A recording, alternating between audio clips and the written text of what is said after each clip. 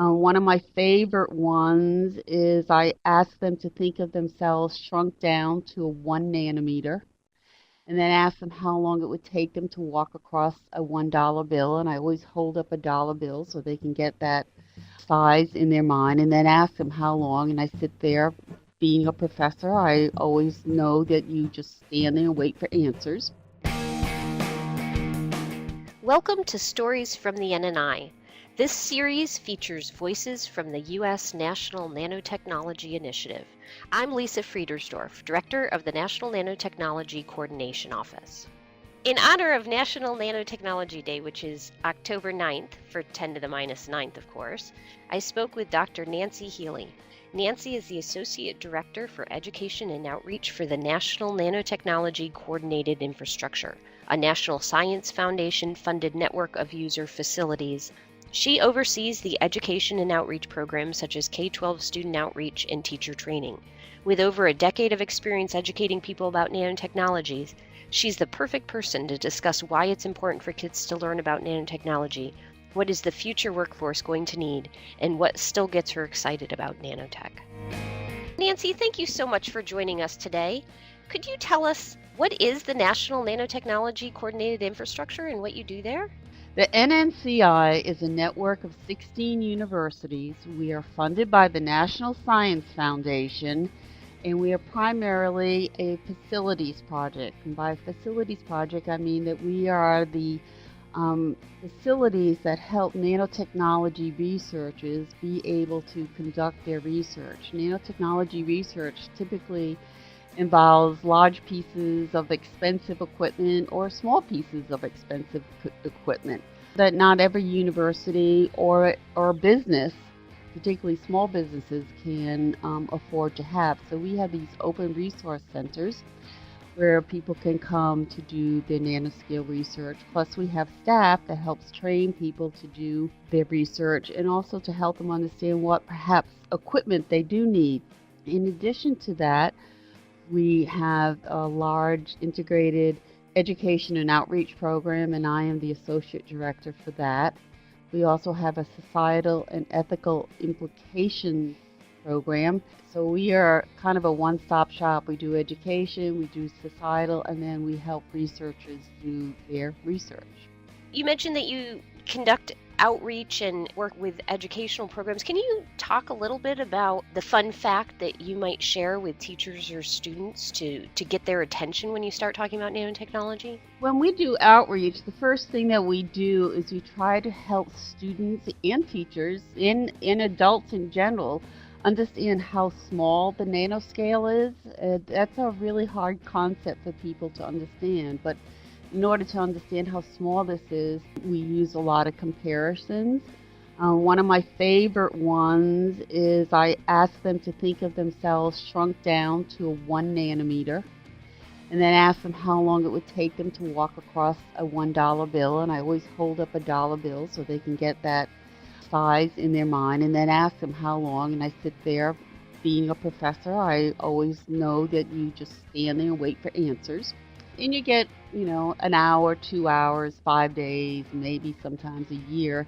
And then I pop up the answer that it would take 24 years to walk across a dollar bill if you were 1 nanometer in size. And that's just the stepping off point for them to start understanding how small this world is. And I think that's a good way to begin the discussion. That's a great example. I actually hadn't heard that one, so that's fun. I may begin to use it on my own. Yeah, that one always gets them. Showing the dollar bill lets them realize, oh my gosh, it would take 24 years to walk across that. That's a long time. So we're in a really small scale. Can you tell us a little bit about why you think it's important that students learn about nanotechnology? There's two reasons why.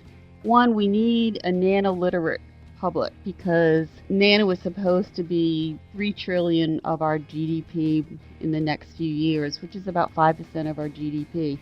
Well, if you want its safe development, then we need people who are at least understand what's going on in nanotechnology and support its uses.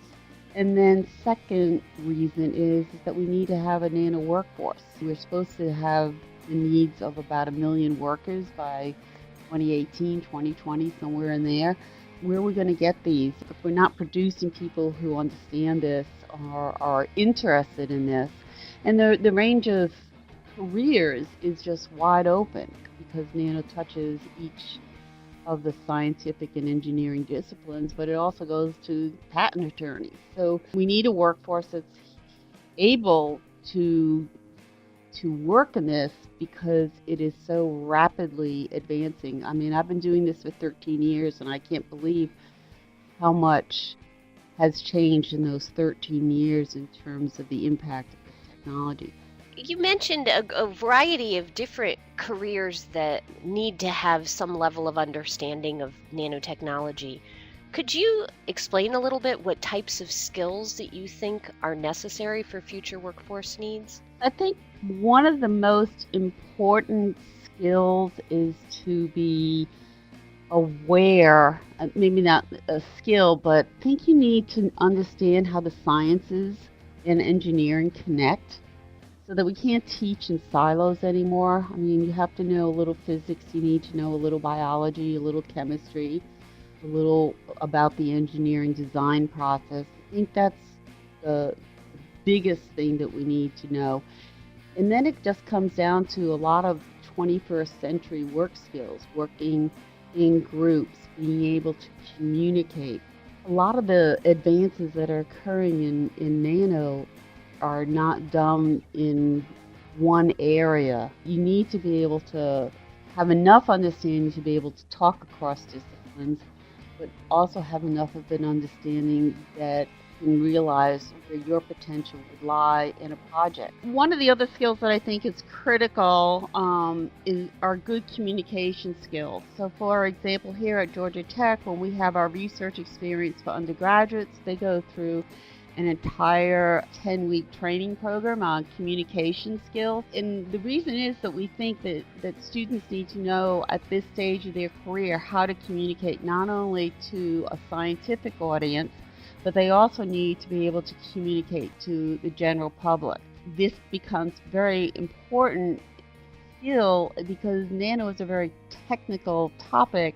So if you can communicate what you've been doing research-wise to a general audience as well as a technical audience, that's very important.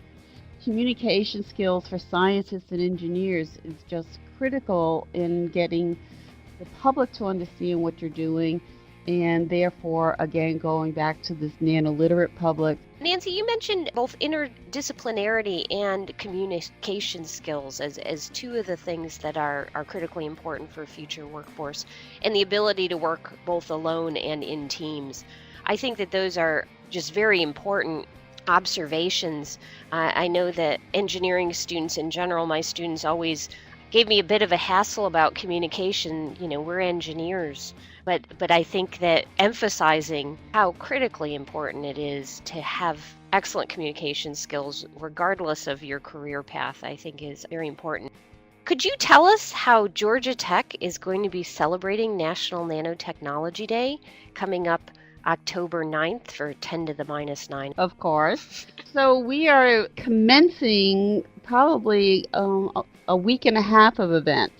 On the 27th of this month, Buzz, who is our mascot, will be doing the 100 billion nanometer race on the green, which should get a lot of students because it's right next to the student center, it's next to the student commons, and it's also right where the food trucks and the farmers market will be taking place. So we're advertising that all over campus, and Buzz will be there, and we're going to have the students cheering them on. We're going to have select students, volunteers, to race against Buzz. So that's our first event. On the 28th of this month, we will be going to St. Jude the Apostle Catholic School to talk about nanotechnology and the Internet of Things and how nanotechnology can help with the designing of new cities. They're part of the Future Cities group. So we'll be doing that. On the 4th, we will be doing a middle school event. We have about 200 students coming in to Georgia Tech for a half-day middle school event. We'll be doing nano hands-on activities. On the 5th, The Atlanta Public Schools will be hosting here what they call their pipeline event. It's trying to get their best and their brightest to become part of their gifted and talented program in high school. And we're going to be doing a Nano Day event there. And on the 10th, day after Nano Day, we will be going to Oak Grove Elementary, where they will be hosting a Powers of 10 Day. And so we will be going over there with our tabletop scanning electron microscope. We're doing a whole bunch of things. That sounds like a whole series of great events. I'm really excited about Buzz. If folks are interested in learning more about what other people are planning for National Nanotechnology Day, that's on or around October 9th, please check out nano.gov. We're populating a list there, and if we've missed your event, please let us know and we'll add it to the collection. So Nancy, thank you for taking the time to talk with us. We're really looking forward to seeing the news that comes out of the NNCI and Georgia Tech and all the activities that you continue to move forward. Thank you very much. You're welcome. Thank you for inviting me. Thank you for listening to this episode of Stories from the NNI. If you would like to learn more about nanotechnology, please visit www.nano.gov and check back here for more stories.